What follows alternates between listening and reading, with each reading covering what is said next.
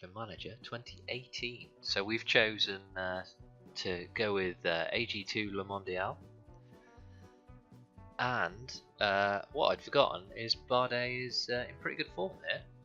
He's also in pretty good fitness on the game.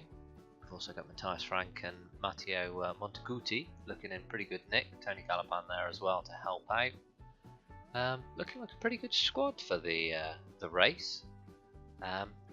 So yeah, just a little surprised on Bardet being the second favourite, but he is in good form. With all that being said, let's jump into 112 Il Lombardia. And to start off, we are going to try and get everybody as close to the front as we can. Probably try and get somebody in the breakaway as well.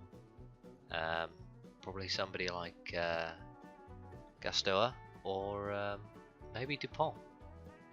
But we'll move them all up to start with and see where we go from there. So for some reason, Gastoa is not liking getting to the front, and as we just pull Galopin off the relay there, we have the first attack. Gastoa is nowhere to be seen. Still all the way back here, so he's not going to get in a break, I don't think. Although, if we follow Benedetti, maybe he'll get in. Although it looks like we're just helping the peloton here, really. Just bring them all back. Yeah, that's not worked. Not worked at all. We'll see if somebody else can go later. I know Hubert Dupont is in the twilight of his career, but it's taken him nearly 5 kilometres here to get up to the front of the race. Is that more attacks going there? Let's see if we can get Dupont in a breakaway somewhere. It was an attack, and he's missed it. And another 5 kilometres later, we've got Matthias Frank at the front of the group with the rest of the team. So that's gone well. It looks like there may be another little attack going as well. And we're stuck on the inside. Right, I think it's safe to say we won't be in the breakaway this one, so we'll have to try and force the pace elsewhere. So it's probably a good time to go through who's in here. We've got Feinstein, Nylands, Scott Davis and Nicholas Egg in the second group. Kopecky, Kokacek and Benedetti up the front. And they are only dangling off the front. 30 seconds roughly between both groups and the peloton, and that's sort of been going for the last 10 kilometres. The elastic is surely due to snap though. Here we are, another 10 kilometres down the line, and the two breakaway groups look like they are joining together, and this feels like the formation of the day's break. Interesting bit in here is we have two Bora Hansgrohe riders. It does look like everybody else is a little bit tired though, apart from this guy on the back. Feisting, I think it is. But yeah, it's they're still going. There's still a little bit of a gap. Or rather there was. There's the breakaway. As we aren't in the breakaway, coming up towards the Colle Gallo, I have Ben Gastoa working in the relay at the front of the peloton. He's just come back to get some water. We'll probably stick somebody else in there as well. Just protect some of the riders there. So we've got Monteguti protecting Bardet, and Matthias Frank protecting Tony Galopin. So when we were 12.5 kilometres from the start of the climb, the leaders had 3.5 minutes. As we start the Colle Gallo, they have 4 minutes and nearly 40 seconds lead over the peloton. But we are early days, still 180 kilometres to go in the race. We've got Gastoa and Dupont helping out with the peloton, and the group at the front going quite slowly, but it is quite steep. We'll forgive them. So as we go over the top of the Colle Gallo, The leaders have about 4 minutes over the peloton. Not really a substantial lead, especially given the size of the stage. I don't think there are really any expert climbers in this group either, so they'll do well to stay away, as we have Gasteller and Dupont leading the peloton over the climb. And here we are approaching the second big climb of the day, so the Colle Brianza. We've pulled Dupont out of the relay, but we still have Gasteller going there. We've got a bit of help from Mitchelton Scott, Lotto, NL Jumbo, Movistar, Bahrain Merida, UAE, but most of our team is fairly near the front. As we see the leaders start on the Colle Brianza, their lead is under 3 minutes. So we can almost see them from the peloton. It's currently being led by Antonio Nibali. So as the peloton go over the Colle Brianza, the lead has stretched out to nearly 4 minutes, and it's going to be interesting to see where we catch them up.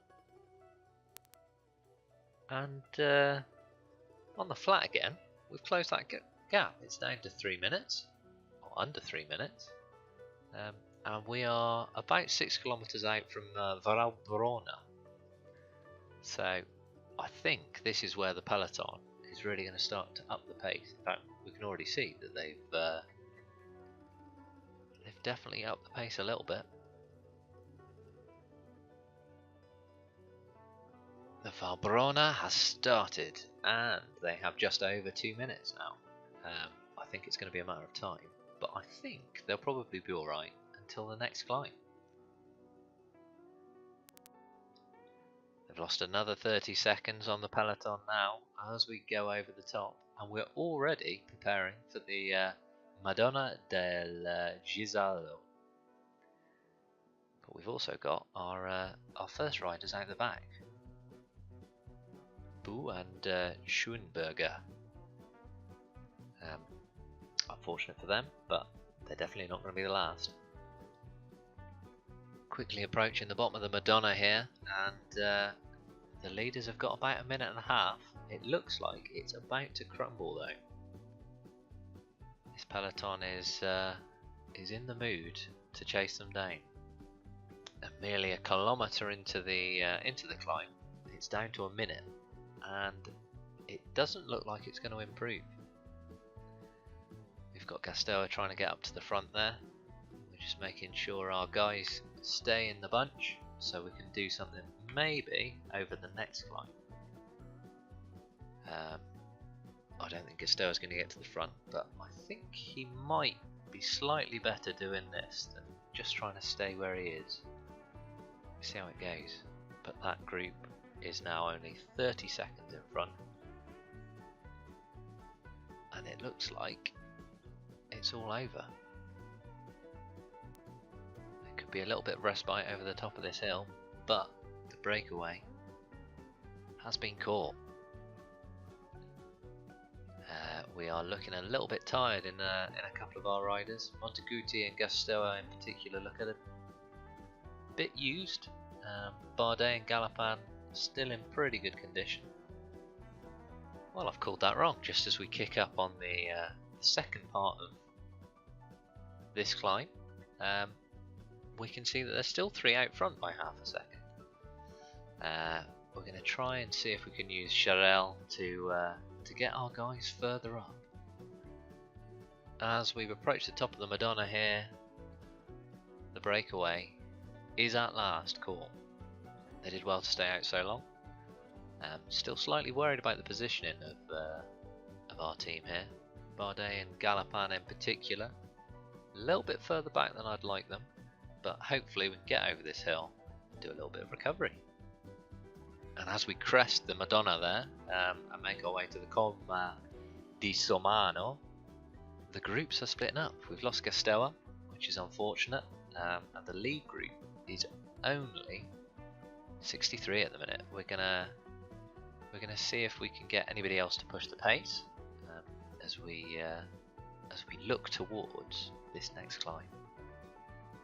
And the Colma di Siomano should sort out the contenders here, because it looks pretty steep. We're gonna use up a couple of guys to make sure Galapan and Bardet are at the top, or at the front rather, and hopefully split the group up some more. So that sacrificial move there, not entirely sure it's worked for us. So we've gone through Dupont, we've gone through Matthias Frank, we've gone through Chabrel. So now we're relying on Galapan and Bardet. Looks like Bardet's been knocked a little bit there, and we are on to the sharpest bit of the climb. Dan Martin's always a good wheel to follow on these types of climbs. Looks like Kreuzweg's just had a little attack there. And we're going to wait and see who follows him. Is that Woods? Woods and Martin that are going off. Jack Haig's there as well. Kelderman's had a little look. Kreuzweg hasn't got very far because it is a pretty steep hill. Almost everybody coming to a standstill there. Bob Youngles looks like he's going to push on. Michael Woods looking like he's a bit tired. And I get the feeling that Youngles is just going to ride away a little bit here. I don't think Galapan's got enough to follow him. Apparently still in a big group. There goes Galapan. Bardet's going to have to follow somebody like Nibali or Martin here. So Youngles has disappeared off the front, just over the top. So if we have somebody like Valverde or Nibali flying down the downhill, should catch him pretty easy. Galapan's done well to stay right up with Bardet. And we see the elite group forming here, so just 13 as we crested the Colma di Siomano. Looks like it's going to be between this group and maybe Youngles, depending on how fresh he is when we catch him. So Nibali's done all the chasing, and we've caught him up just in between the climbs. Looks like Nibali's working for somebody else. I think he's got Izagiri and also Pozzovivo in this group, so it wouldn't be a surprise of mine. I'm not prepared to use Tony Galapan up yet, but it looks like there's nobody who's willing to force the pace, so we're going to see the group swell. Looks like we got Fulsang and Pino just getting back on there. Ciccone, Kreuziger group also coming up, so this group's going to be at least 20 by the time we get to the bottom of the last climb. The Civiglio. What we don't want to happen is this next group on the road to come back. Steve Cummins, Tej Benu, Mikael Nalanda, Hanau, Yates, Haig, Soler, all big climbers, so ideally we're going to have to push on. But it looks like now Kreuziger is back in this group. He's going to take up the pace. We're going to follow as closely to the front as we can with Galapan, and hopefully try and launch an attack with Bardet. Bottom of the Civiglio then, and Kreuziger and Izagiri forcing the pace at the bottom. We have an attack, or at least a forced pace from Dan Martin. We're going to try and follow that with Galapan, and maybe launch Bardet off it as well. Looks like while our two guys are following on, it looks like Valverde, Formulo, Yates, and Pozzovivo, I think that is, all attacking over the top there. And we've just lost Galapan, so we're going to have Bardet move up. I think... oh, it's Nibali. I think we're going to have to... well, I think we've missed the opportunity to attack now on this one. Just going to try and mark all the moves, see if we can get Galapan to stick around, and basically see how it goes. Who I get it? Attack! Right, that group's too big. We're going to have to see if we can make it smaller and recover on the downhill. I think most of them are coming with us here. I think probably the person that's going to lose out here is going to be Tony Galapan. Looks like we've got an elite group of 5 going over the top as we stop our attack. Pozzovivo, Valverde, that must be Simon Yates, and Primoz Roglic. So as long as this group work together, they will be contesting the win over the other side. Tony Gallopin caught up with Michael Woods there. It's going to be an interesting run into the finish. And as we tackle the very last climb, the San Fermo della Battaglia, the group has swollen up to 12. Now we've got Simon Yates, Primoz Roglic, Valverde and Dan Martin all attacking. We're going to follow and see if we can do, as we did last time, attack over the top. Looks like Yates might be pretty much done with his attack, and we're gonna have to see who else goes. I think more fallers in the back. Looks like Davide Formolo is the one to go. Just cut up a little bit there by Simon Yates. Formolo looks pretty dead, but we've saved a little bit of energy. I'll try and follow Pozzovivo down the hill and use our sprint finish, I think.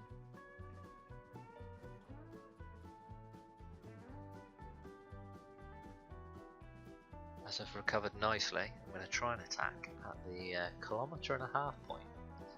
It's been nice and downhill. We're going to see what we can do. 5 up sprint. Looks like Valverde's got it though. Can we get on the podium? No, we can't. Valverde from Davide Formolo, Primoz Roglic, and then us in 4th. Pozzovivo being the first Bahrain Merida rider. Not the only one in that group. Also Vincenzo Nibali at the end there. So we are a little bit disappointed.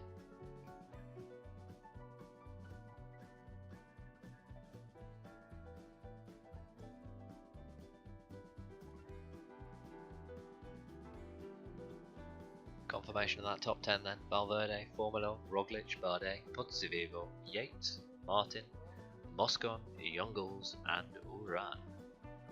So, hopefully you've enjoyed my my version of Il Lombardia, or the race of the fallen leaves if you prefer. If you have, please feel free to leave a like or a comment, or even subscribe to the channel if you're new. But for now, thank you for watching.